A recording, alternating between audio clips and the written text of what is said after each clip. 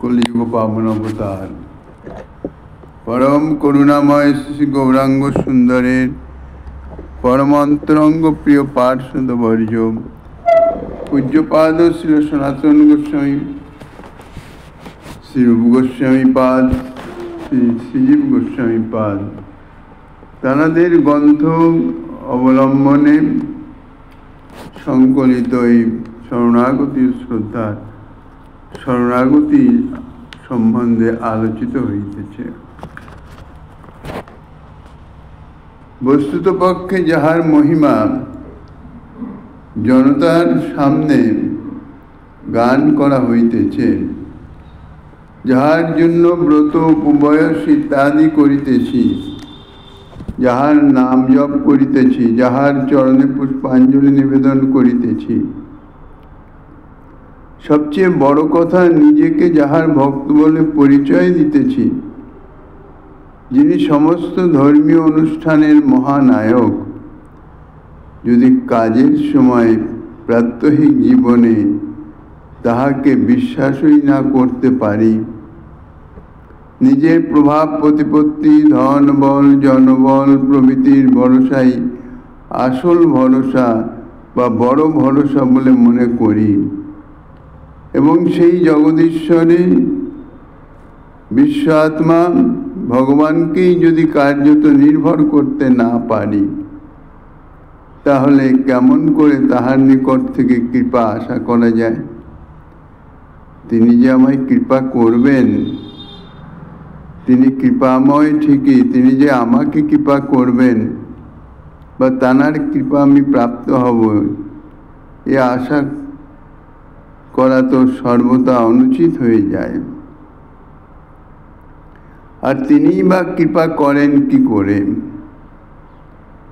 ভগবানের সর্বক্ষেত্রে সুদৃঢ় বিশ্বাসকেই বলা হয়েছে শ্রদ্ধা, আর ভগবানের শরণাগতি দ্বারাই এই সুদৃঢ় বিশ্বাসের অস্তিত্ব জানা যায়। অর্থাৎ যার ভগবানের প্রতি সুদৃঢ় বিশ্বাস আছে, তিনি যথার্থ শরণাগত জন। আর সুদৃঢ় বিশ্বাস আছে মানেই তার শ্রদ্ধা ভগবানের প্রতি আছে। তাই শরণাগতি হলো শ্রদ্ধা বা বিশ্বাসের দৃঢ়তার পরীক্ষা। এই পরীক্ষা পাশ করলেই বা উত্তীর্ণ হতে পারলেই ভগবান তখন তাহাকে নিজ ভক্ত বলে অঙ্গীকার করবেন, আপন করে নেবেন। কবিরাজ গোস্বামী পাদ তাঁর শ্রী চৈতন্য চরিতামৃতে বলেছেন, মধ্যলীলার দ্বাবিংশ পরিচ্ছেদে, শ্রদ্ধা শব্দে কহে বিশ্বাস সুদৃঢ় নিশ্চয়, কৃষ্ণে ভক্তি কইলে সর্বকর্মকৃত হয়। এই যে শ্রদ্ধা, শ্রদ্ধা বহু রকমের আছে, শ্রদ্ধার প্রকারভেদ বহু। সাধারণভাবে জ্ঞানী গুণীজন, বিদ্বৎজন, তাহাদের নাম শ্রবণ করলে এক জাতীয় শ্রদ্ধা অন্তরে জাগরিত হয়। সেই শ্রদ্ধা হচ্ছে আগন্তুক, যাহা আগন্তুক তাহার বিয়োগ হয়ে যায়। কেউ যদি কোনো উপকার করে, তাহলে তাহার প্রতি একটি শ্রদ্ধা জন্মায়। কিন্তু এগুলি কোনোটাই, এই যে শ্রদ্ধা, এগুলি সব জড়জাগতিক, অনিত্য, আজ আছে কাল নাই। একটু বিপরীত আচরণের কিছু গন্ধ আভাস পেলেই তার যত দৃঢ় শ্রদ্ধাই হোক না কেন, তাহার অশ্রদ্ধায় পরিণত হয়ে যায়। কাজেই শ্রদ্ধা সর্ববিষয়ে, শ্রদ্ধার যে মহিমা, যে গুরুত্ব, সেটি বোঝবার জন্যে শ্রদ্ধার প্রকৃত তত্ত্ব বা মর্মটি জানা প্রয়োজন। সেটাই কবিরাজ গোস্বামীপাদ বলছেন। কৃষ্ণ ভক্তির মহিমা সম্বন্ধে শাস্ত্রে যাহা যাহা বলা হয়েছে তা সমস্তই শ্রদ্ধার উপরে নির্ভরশীল। নিশ্চয়াত্মিকা সুদৃঢ় বিশ্বাসের নামই হইতেছে শ্রদ্ধা। এই রকম শ্রদ্ধা যার জীবনে লাভ হয় সেই ভাগ্যবান ব্যক্তি যথার্থ প্রেমভক্তি জগতে প্রবেশ করতে পারেন।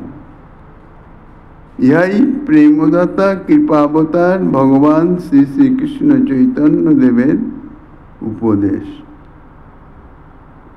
এখন প্রশ্ন হতে পারে, শ্রদ্ধা লাভ হয়েছে কিনা, আমার যথার্থ শ্রদ্ধা হয়েছে কিনা সেটি কিভাবে জানা যাবে? কারণ তাহা তো অনুভবের বস্তু। শ্রদ্ধা তো কোনো বাহ্যিক বস্তু নয়, চোখে দেখাবার বস্তু তো নয়। তাহলে যথার্থ যে শ্রদ্ধা হলো কি হলো না, শ্রদ্ধা হয়েছে কি না, সেটি কিভাবে জানা যাবে সে সম্বন্ধে শ্রীজীব গোস্বামীপাদ স্পষ্টভাবে নির্ণয় করে দিয়েছেন। নিশ্চয় জানা যাবে, কিন্তু লক্ষণ বিচার করে লক্ষণ দ্বারা জানা যাবে। কিন্তু শ্রদ্ধা সদ্ভাব এব কথার জ্ঞায়তে ইতি বিচারার্যম তত্র চ লিঙ্গত্বেন পূর্ব শরণাপত্তির উপদিষ্টিব। ভক্তি সন্দর্ভে তিনি লিখেছেন, শ্রদ্ধা হয়েছে কিনা তাহা জানিবার উপায় হলো শরণাগতির লক্ষণ দ্বারা বিচার করলে তাহা জানা যাবে। কেননা শরণাগতিটি শ্রদ্ধার উপরই নির্ভরশীল। যাহা শরণাগতির লক্ষণাত্মক শ্লোকে আগেই বলা হয়েছে। অতএব আচার্য শ্রীজীবপাদের বিচার অনুসারে একথা নিঃসন্দেহে সত্য যে শ্রদ্ধা ও শরণাগতির কোনো খবর না নিয়ে প্রেমভক্তি লাভের দুরাশা সর্বৈব মিথ্যা। অর্থাৎ প্রেমভক্তি লাভ করতে হলে শ্রদ্ধা ও শরণাগতির একান্ত আবশ্যকতা আছে। যেহেতু ঘোড়া ডিঙিয়ে যেমন ঘাস খাওয়া যায় না, একটা প্রবাদ বাক্য আছে, তেমনই ভগবানের শরণাগত না হয়ে প্রেমভক্তি লাভ করা যায় না। আপনি ভগবানকে বিশ্বাসই করবেন না, তাহার উপর নির্ভর করবেন না, রক্ষক রূপে তাকে অঙ্গীকারও করবেন না। ভগবান আপনাকে ব্রহ্মার দুর্লভ বস্তু যে প্রেম, সেই প্রেম দান করবেন, এটা কি কখনো হয় না সম্ভব? ভগবান কি এতটাই বোকা? সেটা মনে করাও তো চরম অজ্ঞতার প্রকাশ। সার কথা হলো, আপদে বিপদে সম্পদে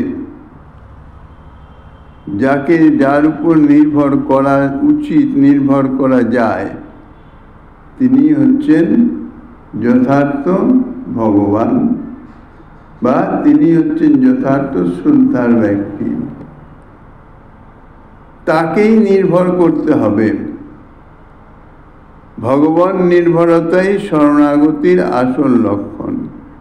কেননা একমাত্র তিনিই আছেন যিনি আপদে বিপদে সম্পদে সদা সর্বদাই তানাকে পাওয়া যাবে।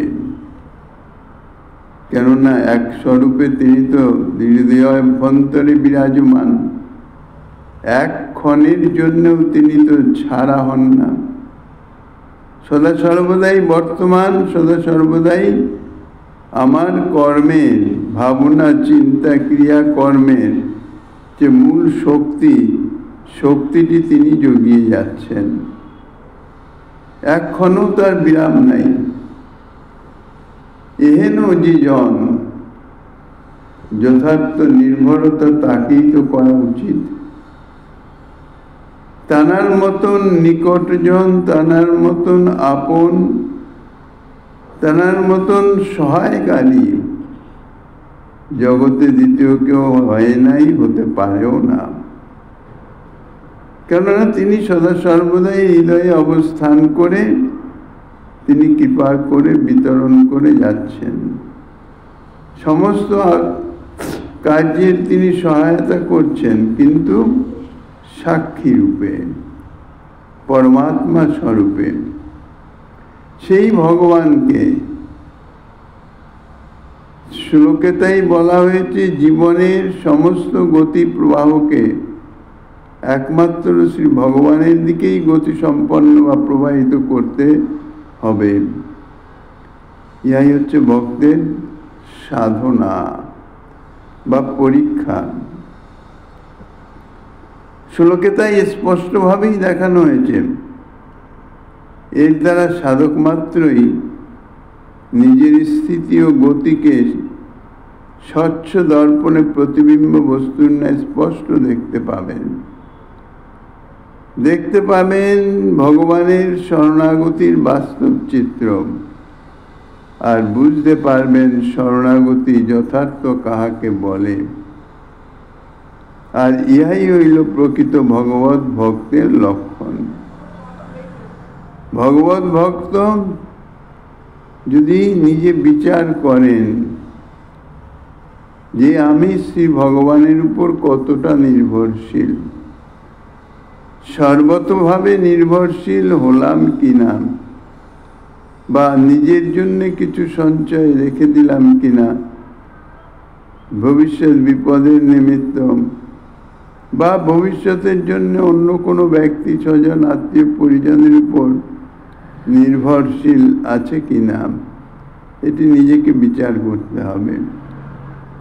যতক্ষণ পর্যন্ত কিছুমাত্র থাকবে নিজ সম্বন্ধনীয়, নিজ মঙ্গলের জন্য, নিজের কৃতকৃতার্থ হবার জন্যে গোপনভাবে সমস্ত কিছু ভগবানকে দিয়ে দিলাম, কিন্তু একটুখানি যদি রেখে দিই, যেমন দৃষ্টান্ত দেওয়া যায়, সনাতন গোস্বামী পাদ যখন কারাগার থেকে তাকে গোপনে ছেড়ে দিল 7 লক্ষ মুদ্রার বিনিময়ে, তখন সনাতন গোস্বামী বেরিয়ে আসার পরে তিনি তো কপর্দক শূন্য, কিচ্ছুই নাই। জেল থেকে বেরিয়েই সুধা মহাপ্রভুর উদ্দেশ্যে রওনা হয়েছেন। সঙ্গে অঙ্গসেবক ঈশান তিনিও রওনা হয়েছেন সনাতন গোস্বামীর সেবার্থে। সনাতন গোস্বামী পাদ নির্ভয়ে পথ চলছেন, কেননা কোনো কিছুই তো তাহার সঙ্গে নাই, আর দৃঢ় লক্ষ্য হইতেছেন শ্রীমান মহাপ্রভু। পথে যেতে যেতে সেই পর্বত পার করবার সময় সেখানকার অধিকারী তার নিকটে হাত গণক আছে, অর্থাৎ যে কেউ আসলে গণনা করে তিনি জানতে পারেন তার কাছে ধন সম্পদ কিরকম আছে। যদি সম্পদশালী ব্যক্তি হয় তাকে আদর অভ্যর্থনা করে রাখেন এবং রাত্রে তাকে হত্যা করে সম্পদ হরণ করে নেন। সেই পর্বতের যিনি আধিকারিক রাস্তার, তানার এই হচ্ছে নিয়ম, এই হচ্ছে তানার কাজ। প্রথমে বুঝতে দেন না। সনাতন গোস্বামী পাদ যখন তাহার উপর নির্ভর করে বললেন যে আমাকে পর্বত পার করিয়ে দিলে আপনার মঙ্গল হবে, কল্যাণ হবে, কারণ বিনিময়ে আমি তো কিছু দিতে পারবো না। কিন্তু তাহার সঙ্গীর হাত গণিকা গণনা করে তিনি জানতে পেরেছেন যে ইনি কপর্দক শূন্য ঠিকই, কিন্তু এনার সঙ্গীর নিকট 8টি স্বর্ণমোহর আছে। জানতে পেরে যখন সেই ভুঁইমালিকে বললেন, সঙ্গে সঙ্গে সনাতনের আদর অভ্যর্থনা ইত্যাদি বেড়ে গেল। এ স্বার্থপর জগতে যাহার নিকটই একটু স্বার্থ পূরিত হবে, তাহাকেই আদর যত্ন ইত্যাদি করার ব্যবস্থা সঙ্গে সঙ্গে হয়ে যায়।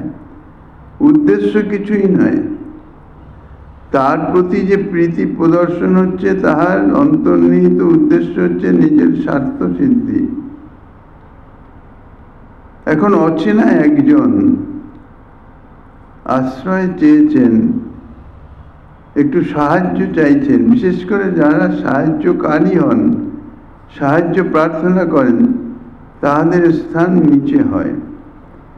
যার নিকট প্রার্থনা করেন তার স্থান উঁচুতে, অর্থাৎ মর্যাদা, তিনি ন্যূন, তিনি উচ্চ। সাধারণত কোনো মর্যাদা সম্পন্ন ব্যক্তি যদি আগমন করেন, তাহাকে তাহার মর্যাদা রক্ষার জন্য মর্যাদা অনুযায়ী আদর অভ্যর্থনা করা হয়।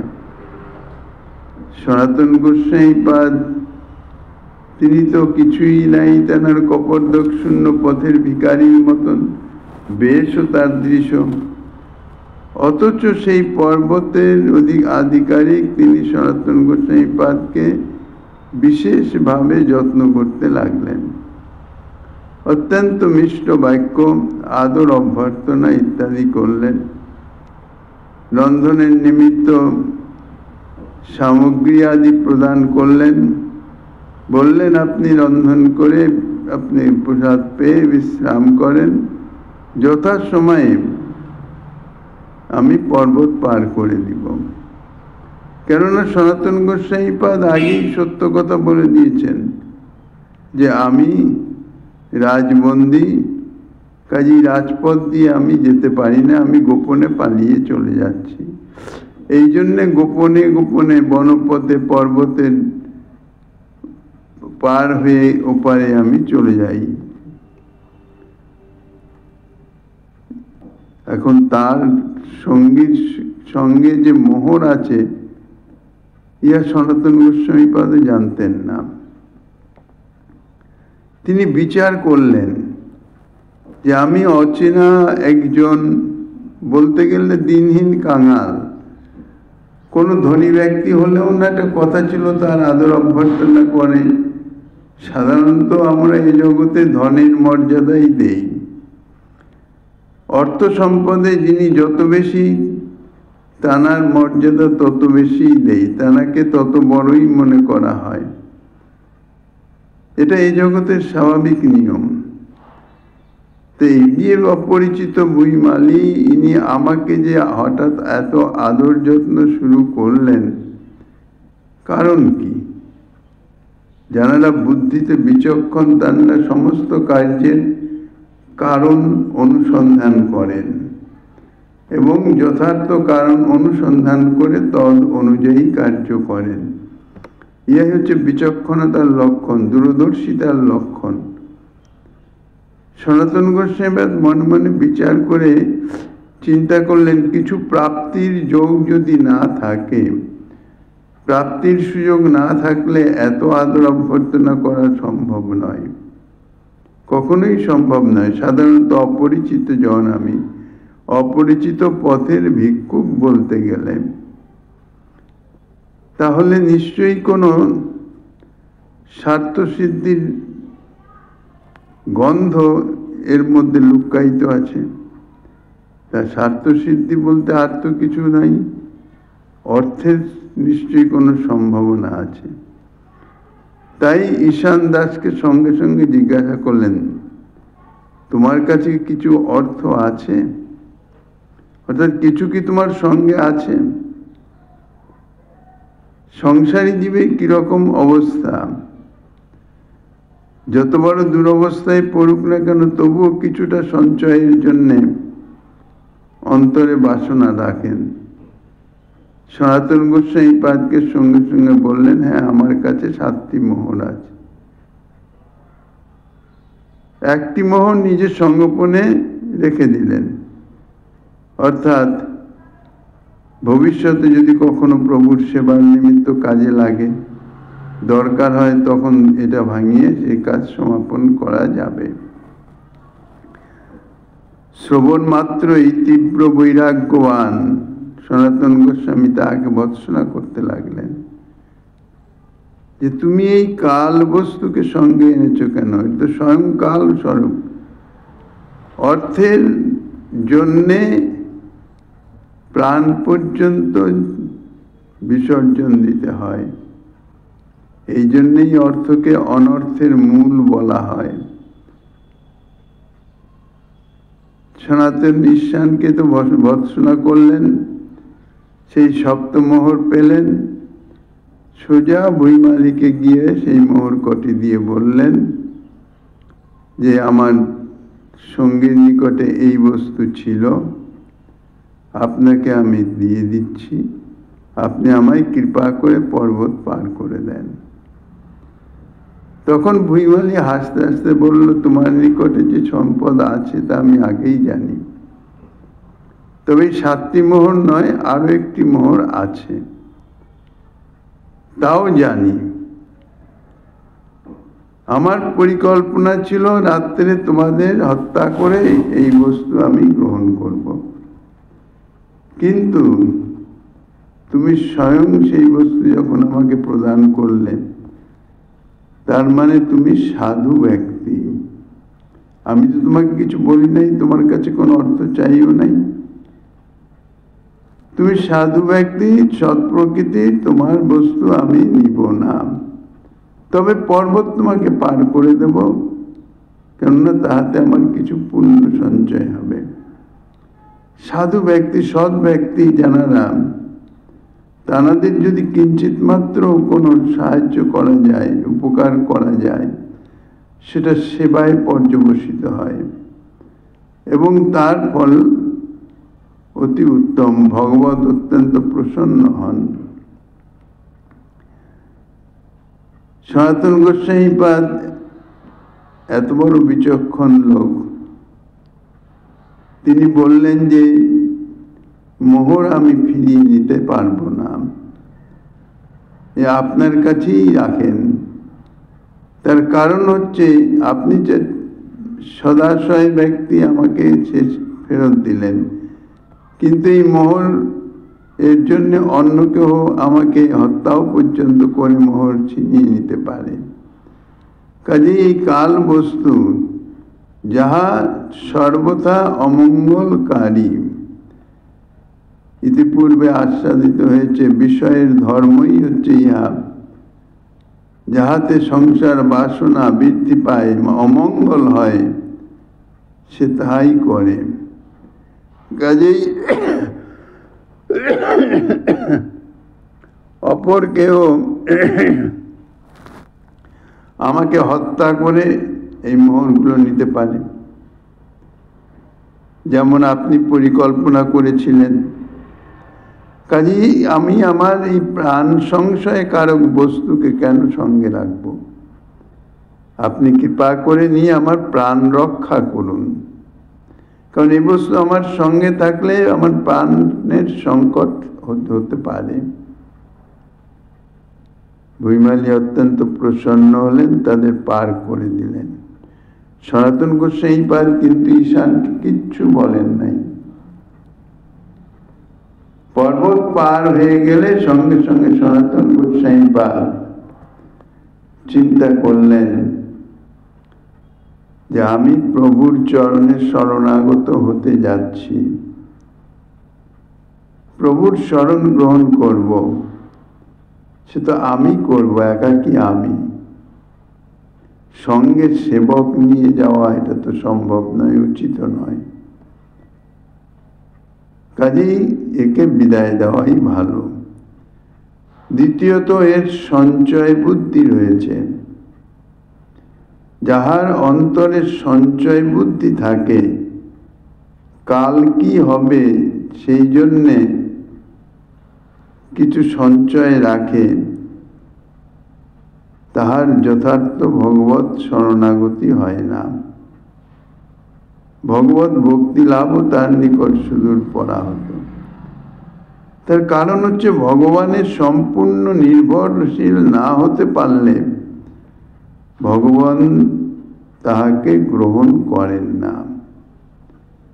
তিনি পুরোটাই চাই, অর্থাৎ তার কায় মনোবাক্য সমস্ত কিছুইতেই সমর্পণ হবে, কিঞ্চিত মাত্র অন্য কারণ নিমিত্ত অন্য কোনো উদ্দেশ্যে রক্ষিত হবে না। সনাতন গোস্বামী পর্বত পার হয়ে ঈশানকে বললেন যে আমি জানি তোমার কাছে আরো একটি মোহর আছে, যে কথা তুমি গোপন করে গেছো আমাকে বলো নাই। খুব ভালো হয়েছে, এই মোহর নিয়ে তুমি দেশে ফিরে যাও, আমার সঙ্গে তোমার যাবার কোনো প্রয়োজন নাই। ফিরিয়ে দিলেন, একাকী চললেন নির্ভয়, সঙ্গে কোনো রকম কিছু নাই। এই অর্থকরী হচ্ছে জীবনের এই সংসারে সবচেয়ে অনর্থের মূল, বিঘ্নকারী। অর্থ থাকলেও বিঘ্ন, না থাকলেও বিঘ্ন। অর্থাৎ বিশেষ করে অর্থ সঞ্চয়ের সম্বন্ধে গার্হস্থ্য ধর্মে সেটি বলা হয়েছে। যারা গৃহস্থ হবেন, অর্থাৎ 2-5 জন পরিজন সঙ্গে থাকবেন, তাদের সঞ্চয়টি একান্ত কর্তব্য। স্বজনের তাহাদের রক্ষা বা তাহাদের প্রয়োজন মিটানো, অতিথি সেবা ইত্যাদি বিভিন্ন কারণে গৃহস্থ ধর্মের সঞ্চয়ের কথা রয়েছে। কিন্তু যাহারা বৈরাগ্য ধর্ম অবলম্বন করবেন, তাহাদের সঞ্চয় হচ্ছে বৈরাগ্যের বাধক। সংগ্রহ পরিগ্রহ যদি থাকে, তাহলে যথার্থ ভগবত স্মরণ হয় না। যাই হোক, এইভাবে যাহারা শ্রী ভগবানের চরণে একান্তভাবে নিজেকে নিজেকে সমর্পণ করে দিয়েছেন, শরণাগতির তাই হচ্ছে আসল লক্ষণ। সম্পূর্ণ নির্ভরশীল,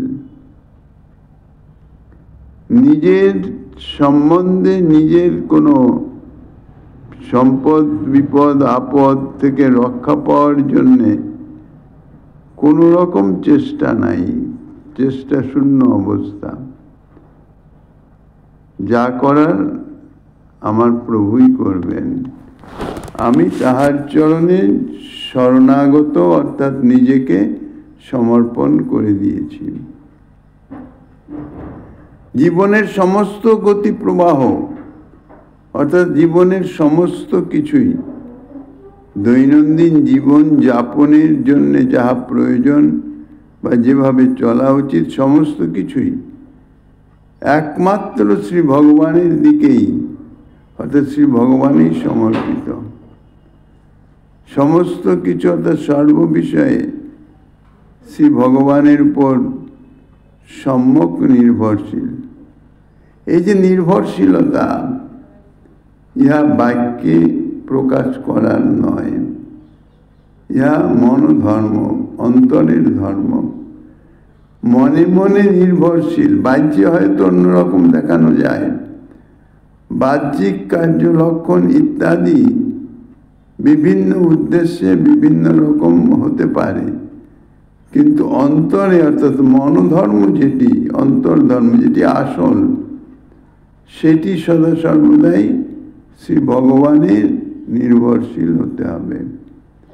এই শ্লোকে তাই বলা হয়েছে, জীবনের সমস্ত গতি প্রবাহকে একমাত্র শ্রী ভগবানের দিকেই গতি সম্পন্ন প্রবাহিত করতে হবে। এই শ্লোকটিতে তাই স্পষ্টভাবে দেখানো হয়েছে। ইহার দ্বারা সাধক মাত্রই নিজের স্থিতি ও গতিকে স্বচ্ছ দর্পণে প্রতিবিম্বিত বস্তুর ন্যায় স্পষ্ট দেখতে পাবেন যে আমার কতটুকু শরণাগতি হয়েছে। নিজের অন্তরকে বিশ্লেষণ করলেই জানা যাবে যে আমি আমার ইষ্টদেবের প্রতি কতটা নির্ভরশীল হয়েছি। সাধক মাত্রই নিজের স্থিতি গতি স্বচ্ছ দর্পণে প্রতিবিম্ব বস্তুর মতো স্পষ্ট দেখতে পাবেন ভগবানের শরণাগতির বাস্তব চিত্র। সেই সঙ্গে বুঝতে পারবেন শরণাগতি কাহাকে বলে। আর ইহাই হইল প্রকৃত ভগবত ভক্তের লক্ষণ। আমি ভগবান গোবিন্দ পরমানন্দ মুকুন্দ মধুসূদনকে ত্যাগ করে অন্য কাহাকেও জানি না, অন্য কাহারও ভজন করি না, অন্য কাহাকেও স্মরণও করি না, ভগবান ব্যতীত অন্য কাহাকে প্রণাম করি না, স্তব করি না এবং চক্ষু দ্বারা অন্য কোনো প্রতিমা দর্শনও করি না। সেই ভগবান ব্যতীত অন্য কাহাকে স্পৃহাও করি না, শ্রীহরির নাম ভিন্ন অন্য কোনো গানও গাই না এবং ভগবানের নিকটে ব্যতীত অন্য কাহার নিকটে গমনও করি না। বস্তুত ইহাই শরণাগতির লক্ষণ বলে আচার্যপাদ জ্ঞাপন করেছেন। পূর্বেই বলা হয়েছে যাহা শরণাগতির লক্ষণ তাহাই ভগবত ভক্তেরও লক্ষণ। কেননা ভগবত ভক্ত মাত্রই শরণাগত। উপাস্য ভগবানের দিকে জীবনের সমগ্র গতিবিধিকে কিভাবে পরিবর্তিত করা যায় তাহার উজ্জ্বল দৃষ্টান্ত এই শ্লোকটিতে পরিষ্কার করে ফুটিয়ে তুলেছেন। ভগবানের নিষ্ঠা কাহাকে বলে এবং ভগবানের ঐকান্তিক শরণাগতি বা ভিত্তি কি বস্তু তাহা এই শ্লোকে স্পষ্টভাবে নির্ণীত করা হয়েছে, প্রদর্শন করা হয়েছে। শাস্ত্রে যে বহু স্থানে বলা হয়েছে ভক্তের বিনাশ নাই, ভগবান স্বয়ং ইহা জানিয়েছেন আমি ভক্তের অধীন।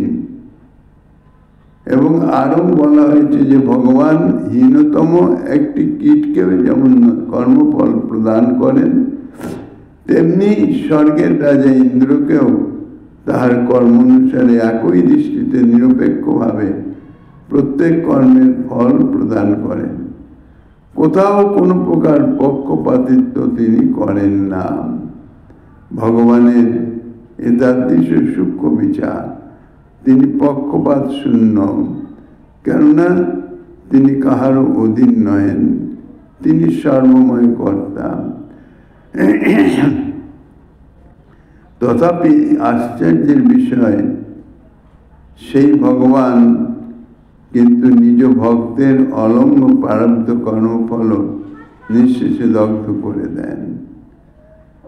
অর্থাৎ ভগবত ভক্তকে কোনো প্রকার কর্মফল ভোগ করতে হয় না।